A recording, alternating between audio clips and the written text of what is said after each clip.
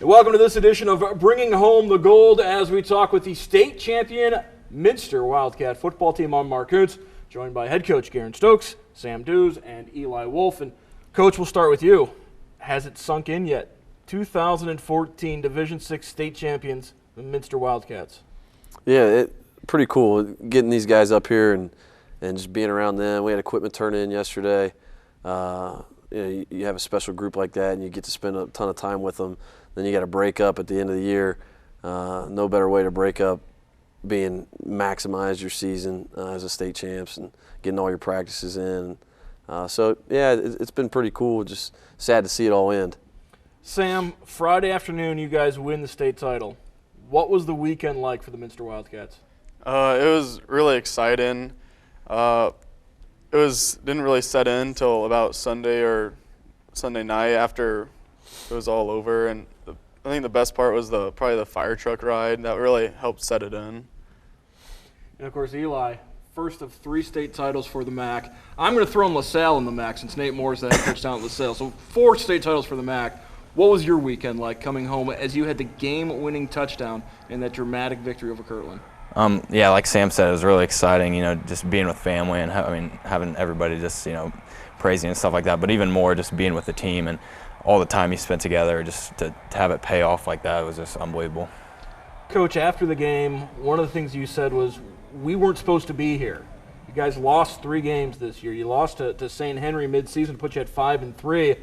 What was it about this team that got you to that point? Overtime, first round of the playoffs, a lot of people doubting you, a lot of people doubting if you could beat Kirtland. But when the clocks hit 0-0, you guys were ahead. Yeah, just a crazy way of how our group continued to improve throughout the year. Just made plays and caught fire at the right time. We caught some breaks at the right time.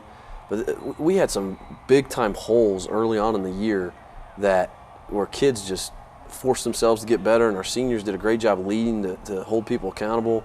And our holes became solid football players. And we felt like we were pretty solid across the board towards the end of the year, and caught some breaks and made some plays. And next thing you know, we're the state champs. It's pretty crazy. Sam, when you look back on this season, what was the key game? What was the key sequence for this year, for the way this team came together? Was there a key game, or was it just kind of how things just rolled on throughout this run? I think the key game was against Mechanicsburg when we beat them, and we realized we have a chance to keep going and we can battle through tough situations and still get the win. Eli, you look back at that Mechanicsburg game, first half, they dominated it, kept you guys away from getting the ball. They just held on to the ball. They had long, sustained drives, so that dynamic Minster offense was on the sideline. How frustrating was that first half against Mechanicsburg when you guys just couldn't get the ball? It was really frustrating because that's something that hasn't really happened to us yet, in that year. So, when they were just holding on and, getting 5 yards at a time, it was really frustrating. But to come out and just make plays when we needed them, it was huge. And that game really propelled us into playoffs. So. Coach, certainly Eli, part of that skill position group that you had, that was the reason why a lot of folks thought Minster was going to be talented this year. And those skill position guys were there all the way. But I think if I remember correctly, you really were impressed with the way your offensive line came together this year. Yeah, our skill was awesome, especially Friday when it mattered. But that group, that's a group where we had some big-time holes. And those guys decided back early August that we're not a very good unit, and we got to spend some extra time. And those guys came in every morning before school to watch tape of practice or watch tape of opponents or watch game tape, and really, really, really forced themselves to get better. Which, out of any group, they came together. We had 16 kids in the morning every day, and it's nice to see when you do that. Kids learn the valuable lesson of you get out of what you put into it. And they were good towards the end of the year. They were really, especially Friday. We protected one really well and ran the ball when we needed to run the ball. So just a really special group of offensive linemen that forced themselves to improve. Sam, a lot of times coaches come up with different motivational techniques. There's one thing you guys did after every single practice, 25 push-ups. Tell us about why you guys did that. We did it because we haven't won a state title since 1989, which was 25 years, and it really pushed us after, like, because you don't want to do that, like, ever again. And after every practice, you wouldn't want to do it the next day. So it just pushes you to wanting to get better and to stop the underclassmen from having to do that, especially. Coach, that worked out so well. What do you have in store next year? I don't know. We were planning on doing 26. We didn't think we had a shot this year, and just what a big-time compliment to 51 kids that did things the right way. Eli, before we let you go, I got to ask you about this. You broke your older brother Ethan's touchdown record this year. You got some more bragging rights over him now with the state title. What was it like around the Wolf household this weekend? You know, he's always the first one to be proud of me anytime I do something. But yeah, over text message we have our little shots at each other, you know, and him always saying, you never had that one-handed catch, but he's always pretty happy for me. So it's good. Now you've got the gold trophy that he never brought home. Yeah, I'll let him know that one. Coach, when you look back to this season, I remember we talked back in August during the warm-up about your MAC schedule. You started off against Marion Local and Coldwater, the defending state champions, still the defending state champions. You go through that type of a grind of a season to start off the year 2-2, get smacked right in the face to start off the MAC schedule with those two teams. Did you see that pay off down the road? Oh, we thought that was a huge benefit, because those guys are well coached and they have really good players, and they expose everything you don't do well. And we felt like that happening early forced us to correct some things faster, and that was big for us. And we got out of those games healthy, which was really important. And credit these seniors though for I mean, every coach has high standards, every coach has high expectations, and sometimes kids choose not to get to that level, and these kids chose to come to that level, which was pretty important. 25 years ago, Minster won the state title at Ohio Stadium. This year, the state championships back at the Shoe, and once again, they brought home the gold trophy. We're going to take a break here on Bringing Home the Gold. When we come back, we'll talk with some more of the Minster players here on WOSN.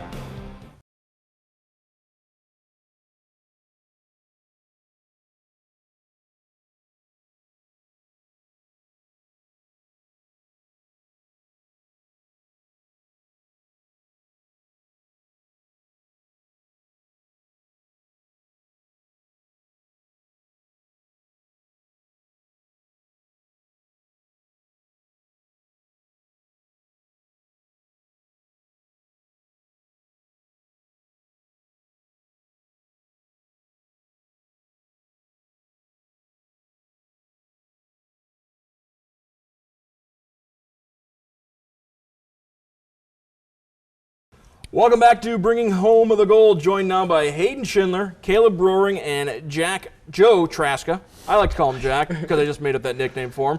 But he's on the end for us. And Joe, we'll start with you.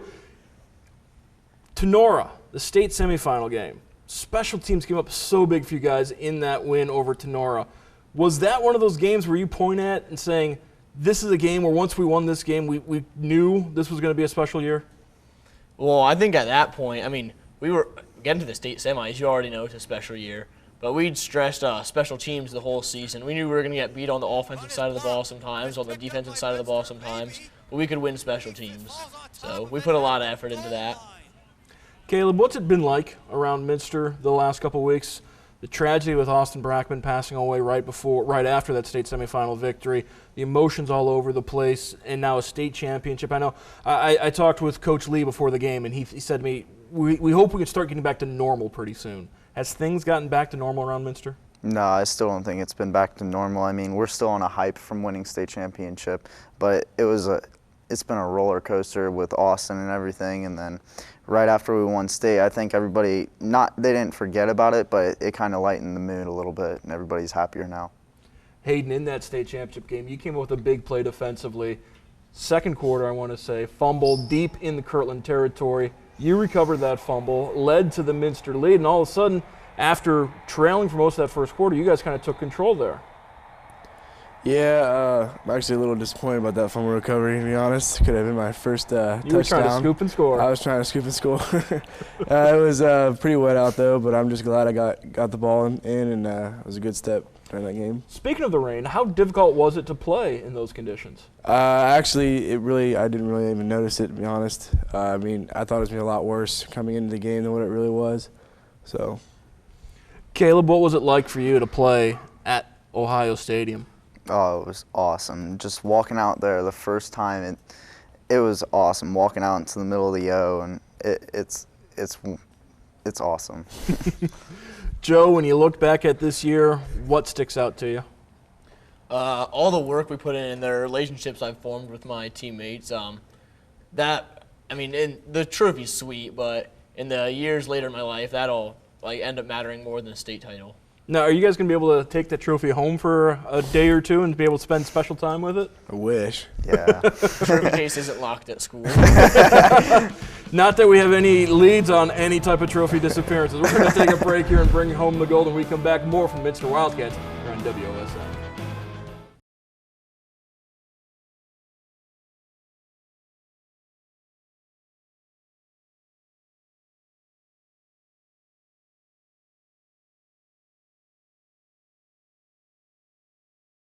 Welcome back to Bringing Home the Gold. I'm Mark Kuntz, joined now by J.R. Nixon, Logan Pack, and Chase Castle. And J.R., we'll start with you. You're on that offensive line. We heard Coach Stokes talk about how much that offensive line came together. Was there a specific moment when that line came together, or was it just kind of an evolution throughout the season of you guys forming a really cohesive group up there? I definitely think it was the evolution. We came in 3 days a week for an hour before school, like Coach said, and this began at the beginning of the season, and we just came together as a group. We got better each week. We took what we saw in film, and we applied it to practice, and it helped us in the long run, helped us achieve our goals. Logan, just a fantastic state championship game, one of some really great state championship games. In the middle of that game, when you're on the field, when you're on the sideline, did you guys realize how good that game was, how much it was back and forth, or were you just so locked in at the moment that you didn't even realize what a fantastic contest that was? I just was playing football. I mean, I didn't really care how it was going to end. I just wanted to keep playing. I knew they were a great team, but we ended up on top. But just thinking about it, I really didn't think about back and forth. We just had to keep fighting. Chase, 15, 20 years from now, what are you going to take away from this season? All the work that we put in is real big. Just all the days, the film in the morning, or we went to Bluffton and had that bunch of practices there to get better. But I mean, all the memories are going to come from all the practices, all the hard work we put in. A lot of hard work, but it seems like you guys also know how to have a good time. Coach kind of keeps it light, but able to get the job done. What's this coaching staff like for you guys? They're pretty tough. Usually they really push us in the weight room to get us better. Really looking forward to see the young guys step up next year and see how they're going to do. Logan, if we went back to week 5, you guys are 2-2, you're playing Versailles. Did you have faith in this team that a playoff run, a deep playoff run, a state championship was going to happen? I wanted to get into the playoffs first. I mean, I wasn't thinking about state championship game. I was thinking just keep winning, and hopefully get into the playoffs, and then after that get deep into the playoffs. Finally, JR, what is your best memory from this season? Best memory would definitely be hoisting that championship trophy up very end, having Snodgrass announce our name. It's definitely very special. The Minster Wildcats, not the incorrect name that slipped in there during that trophy celebration, as the Minster Wildcats took home their second state football title. They've won many titles in a lot of other sports, but now 2 in football. And that's going to wrap it up for us tonight on Bringing Home the Gold. I want to thank all of our guests from the Minster Wildcats as we congratulate them on their state championship. We'll see you next time on WOSN.